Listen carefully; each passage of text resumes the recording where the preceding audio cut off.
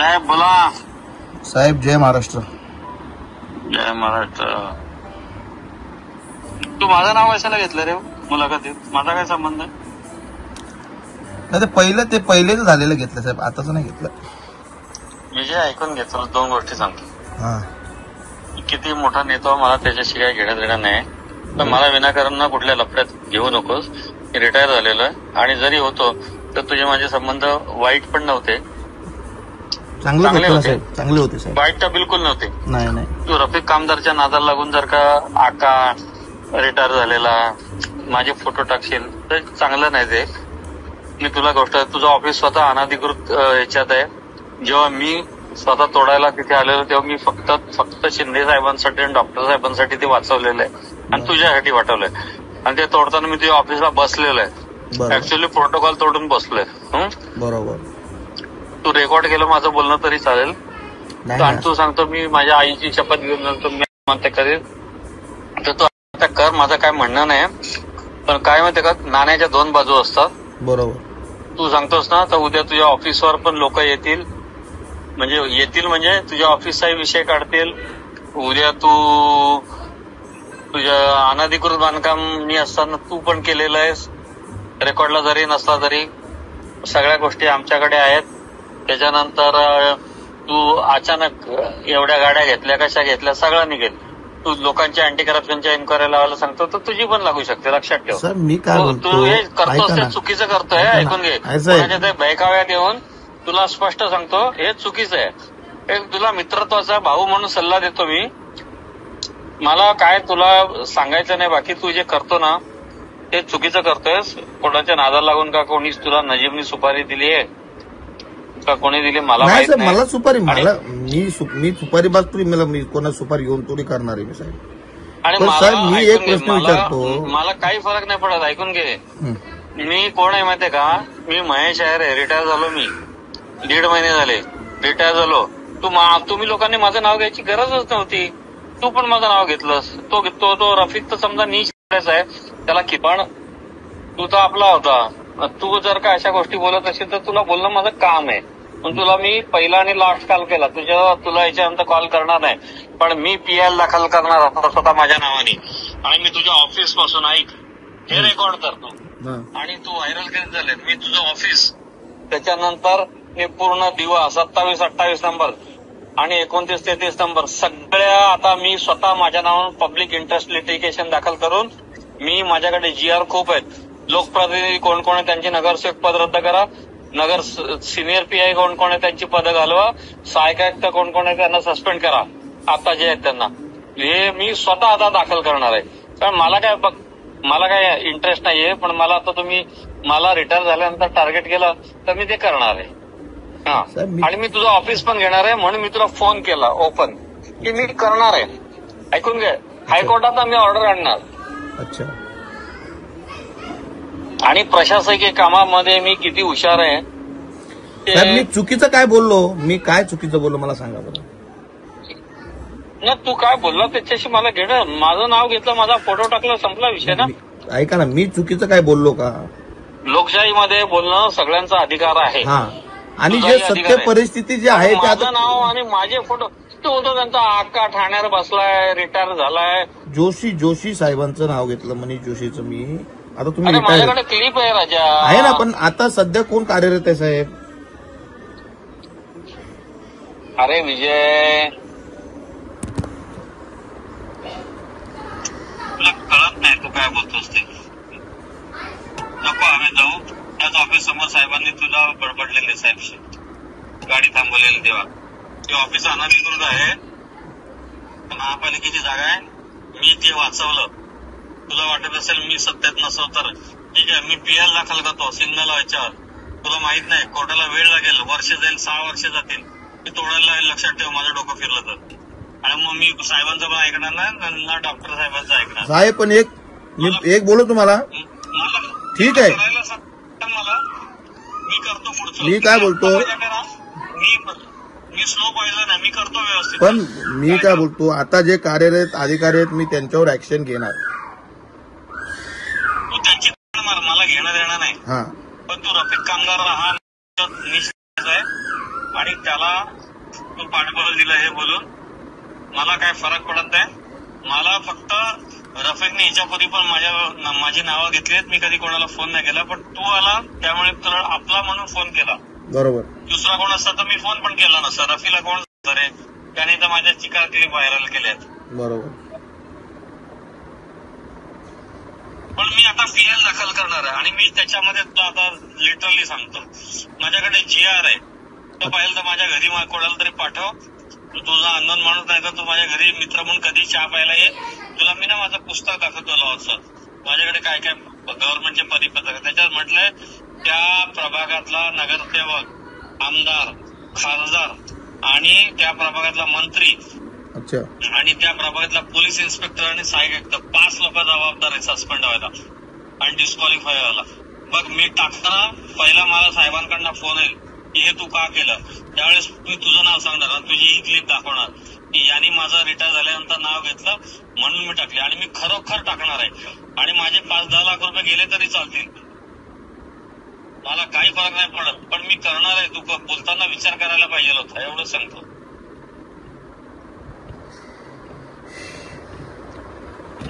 तुला मी अजून सांगतो, माझ्या घरी येऊन माझे परिपत्रक वाचून जा. मी करणार आणि मी डॉक्टर साहेबांचं पण नाव टाकणार, रमाकांत मडवी पासून सगळ्यांचं टाकणार. त्यांचा काय संबंध साहेब याच्यात? त्यांचा काय संबंध या कार्य जे होत आहेत या गोष्टी, त्यांचा काय संबंध? खासदार साहेबांचा काय संबंध आहे? संबंध अरे एक प्रभाग समितीचा विषय तुम्ही काढता, असं कुठल्या एरियाबद्दल बोलता म्हणजे तुम्ही दुसऱ्या एरियाला दुर्लक्ष करता. हे चुकीचं आहे ना राजा.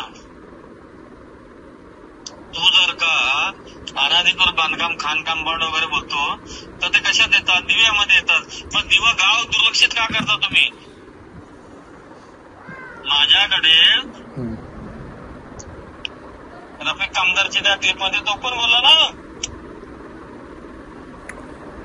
की 5 आमदार आले 27-28 मध्ये एवढी बांधकामात तिथे पण खूप चालू आहे, पण कोण काय बोलला नाही. त्याचा उल्लेख आहे का त्याच्यात? सगळं तू नीट वाच ना, ऐक ना. मी ऍडमिनिस्ट्रेशन मध्ये हुशार आहे विजय, तू ऐक ना त्याच्यात तो काय बोललाय ते बरोबर आहे सध्या साहेब. पण बघा मी ऐका ना, मी जे ऐकून घे. हा साहेब, तुझं ऑफिस तर मी घेणार आहे. मी तुझ्यावर अँटी करप्शनची पण इन्क्वायरी लावणार, इन्कम टॅक्सची पण. तुझी गाडी तू आधी काय होता काय नाही मी तुला ओपन सांगतो, म्हणजे मित्र म्हणून सांगतो की वैचारिक लढाई आहे, काय व्यक्तिगत दुश्मनी नाहीये. तू साहेबांना सांगितलं, डॉक्टर साहेबांना सांगितलं, काही फरक नाही पडत. मला काही फरक नाही पडत. मी रिटायर झालेलो आहे. मला काय माझी चौकशी लागेल. मी त्या दुनियावरच्या चौकशा फेस केल्या. मी चुकीचं काय बोललो? मी फक्त आवाज अतिक्रमणवर आवाज उचललाय. महापा रोडची साईड सगळं मी काढणार. मी नाही, तू माझा फोटो टाकला आणि मला टार्गेट केला ना. मला याच्यापूर्वी पण केला, मी कधी बोललो नाही. पण तू टाकला ना, तू बोलला ना, त्याच्यामुळे मी तुला सांगितलं की ठीक आहे, आता तू स्वतः आता बोलते तर ठीक आहे, चला याला उत्तर देऊन टाकू. आणि तुझ्या याला उत्तर द्यायला मी समर्थ आहे, पण मी देणार नाही, कारण तू माझ्या योग्यतेचा नाहीये की तुला मी उत्तर द्यावं, किंवा रफिक कामगार माझ्या लायकीचं नाही की मी उत्तर द्यावं, किंवा जसबीर पण एवढा छोटा नाहीये की तुला आणि त्याला उत्तर द्यावं. हे पण तुला सांगतो, जसबीर ऑथराइज बिल्डर आहे. तुम्ही जे आरोप केलेत ते कुठे पुराव्यानिशी सिद्ध होणार नाहीये. तुला एक गोष्ट सांगतो, खोटे अफिडेव्हिट जसे तुम्ही लिहून घेऊ शकता तेव्हा तसे आम्ही लिहून घेऊ शकतो. तुला सांगतो, ही सिस्टीम आहे आणि सिस्टीम महेश्वर चांगली चालवतो.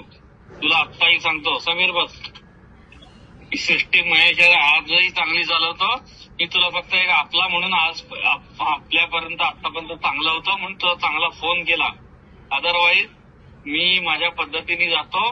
तू एकनाथ शिंदे साहेबांना आणि डॉक्टर साहेबांना निरोप दे की महेश पीएल दाखल करेल तेव्हा डॉक्टरांचं नाव टाकणार आहे की तिथला खासदार हाय, आमदार हाय कल्याण ग्रामीणचा आहे साहेब. डॉक्टर श्रीकांत शिंदे साहेबांचा ह्याच्यात काय संबंध आहे मला सांगा ना. डॉक्टर साहेबांचा काय संबंध आहे ह्याच्यात? हे अनाधिकृत बांधकाम हे महापालिका बघेल, डॉक्टर साहेबांचा काय संबंध ह्याच्यात?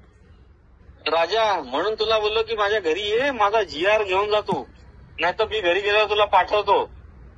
की लोकप्रतिनिधी पण त्यात इन्व्हॉल्व असतात. लोकप्रतिनिधित्व डिस्क्वालिफाय म्हणजे अवैध ठरू शकतं. हा कायदा आहे. तुला कायदे माहित आहे? अज्ञानाच्या नादात लागून तुम्ही नको ते कायदे दाखवू नका कोणाला. डॉक्टर साहेबांचा संबंध नाहीये, ते कुठे इन्व्हॉल्व्ह नाहीये. पण कायदा असं सांगतो की त्या पोलीस स्टेशनचा, स्थानिक पोलीस स्टेशनचा सिनियर पीआय, सहाय्यक आयुक्त, सर्व नगरसेवक, तिथला आमदार आणि खासदार हे 5 लोक जबाबदार असतात अनधिकृत बांधकामाला, आणि त्यांना डिस्क्वालिफाय करा, निलंबित करा. तर तू जे बोलला ना एवढा मोठा काल उत्साहाच्या भरामध्ये, तर मी त्याच्या पिंच पॉइंटवर सगळे GR काढले माझ्या घरात, आणि मी वकिलाला बोलून 2 तास चर्चा केली. बोललो नंतर तुझ्याशी बोलू म्हणून तुला आज फोन केला, आणि मी त्याच्यावर वर्कआउट करणार. मला आता रिटायर झाल्यामुळे काही काम धंदा नाहीये.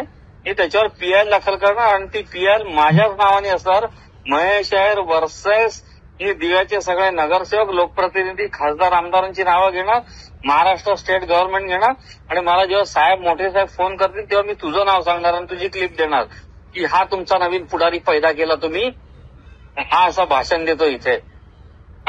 म्हणून मी अनाधिकृतच्या ह्याच्यावर मी बोललो ना, मी का चुकीचं काय बोललो त्याच्यामध्ये? आता तुम्ही त्या सगळ्यांना घेताय म्हणजे काही घेणं देणं, ऐकून घे, मला अनधिकृत बद्दल काही घेणं देणं नाहीये. ऐकून घे, तू काय बोलला, यांचा आका ह्या ठाण्यात बसतो, यांचा आका रिटायर झालाय. तू नीट एक एक वाक्य ऐक जरा. तू ते कॅमेरासमोर ना माणसाला जाम जोश येतो, आणि मी ना माझ्यासारखे ना कोल्ड ब्लडेड असतात, मी शांत राहतो. मी पूर्ण स्टडी करून तुला बोलतोय. तू बोला यांचा आका ठाण्यात बसतो, मनीष जोशीवर कारवाई करा, महेश यांच्या संपत्तीची चौकशी करा. अरे तुला एक सांगतो राजा, माझी चौकशी आहे ना, तू किती कमवत असशील ना त्याच्या 10 पटीने तर माझी बायको इन्कम टॅक्स भरते वर्षाला 1999 पासून. तुझी अवकात पण नाही, तुला खरं सांगतो, आता तोंडावर सांगतो, अवकातीवर नको यायला लावू मला. मी पण मागासवर्गीय आहे, तुझ्या माहितीसाठी सांगतो. तू मला नको सांगू.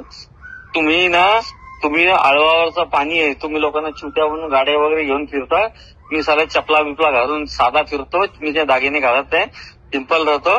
पण मी एवढा व्यवस्थित आहे ना, सेटल, मला काही गरज नाही कोणाची. आणि तुला असं वाटत असेल 2-4 पॉलिटिशियन तुझ्या मागे आहे तर तू मोठा झाला, असं नाही.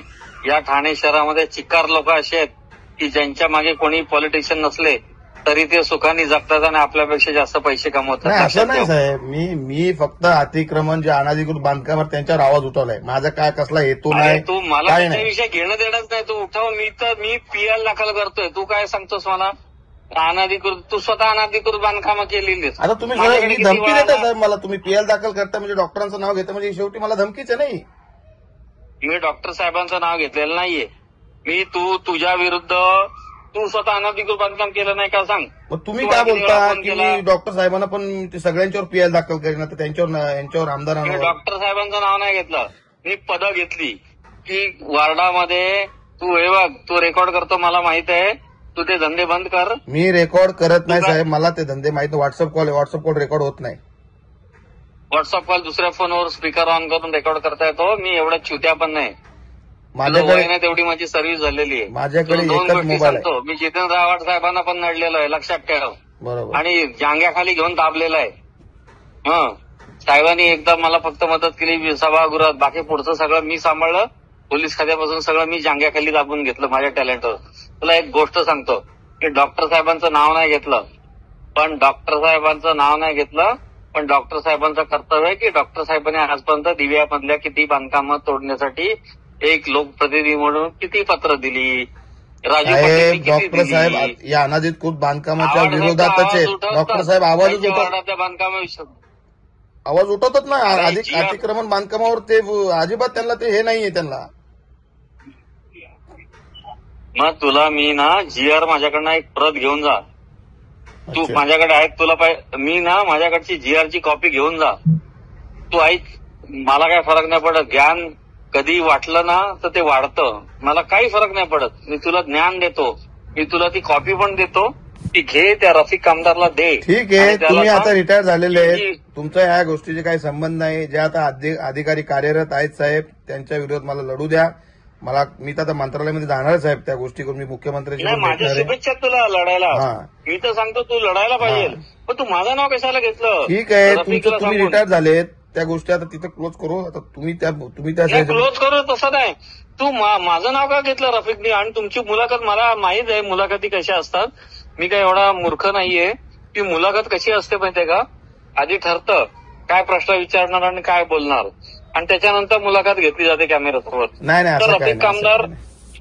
तो आहे त्याच्या मी बोलो आणि मी त्याला नडायला समर्थ आहे, पण मला तुझ्याकडनं अपेक्षा नव्हती म्हणून तो आपला म्हणून फोन केला. आपला म्हणून माणूस कॉल करतो ना साहेब. मला आनंद आहे तू लढतोस, तू नाही लढलास तर मी पीएल करेल आणि तू लढलास तरी मी पण पीएल करणार दिव्याच्या बांधकामावर.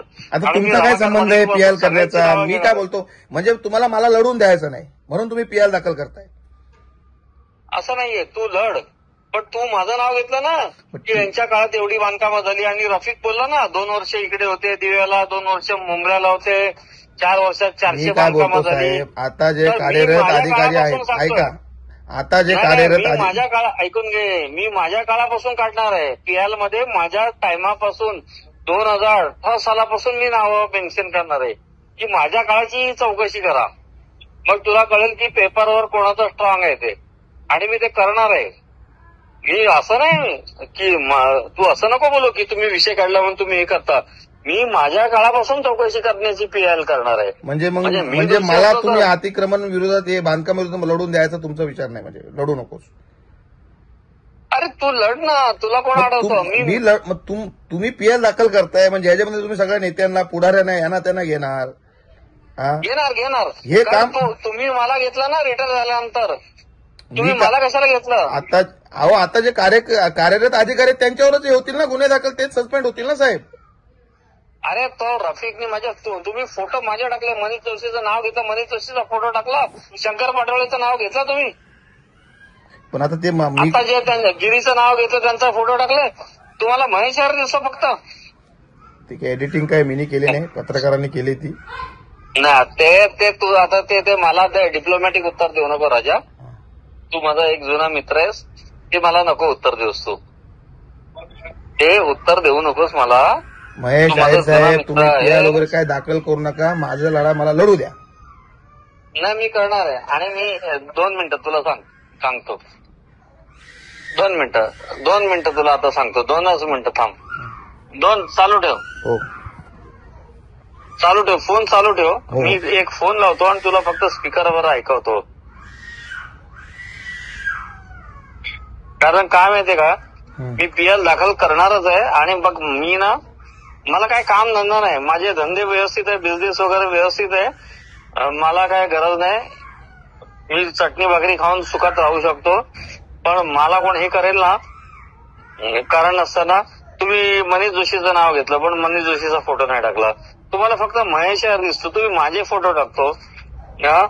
आणि तो साला कोण रफिक कामदार त्याच्या आईवर तो मला सांगतो माझं नाव सांगतो. आणि तुम्ही ठरवून, तुला काय वाटतं मी एवढं चुती आहे का? 40 वर्ष सर्व्हिस झाली म्हणजे राजा, तुझं वय पण नसेल किंवा असेल. तो सांगतो ये ऐसा वैसा प्रश्न विचारतो, मला कळत नाही मॅनेज मुलाखत आहे. चुती आहे मी. मला काय शिंदे साहेब जेलमध्ये टाकणार आहे, टाकू दे, मला काय फरक नाही पडत. किंवा डॉक्टर साहेब तयार आहे. काहीतरी वेड्यासारखी उत्तर देते यार. तुमचं ऍडमिनिस्ट्रेशनचं नॉलेज काय, तुमची लायकी काय, तुम्ही बोलता किती? मग तुमच्यापेक्षा इतर लोकप्रतिनिधी चांगले आहेत. संजय केळकर बोल, जितेंद्र आव्हाड साहेब बोल, प्रताप सरनाईक बोल, आनंदी पत्रकार बोलतात.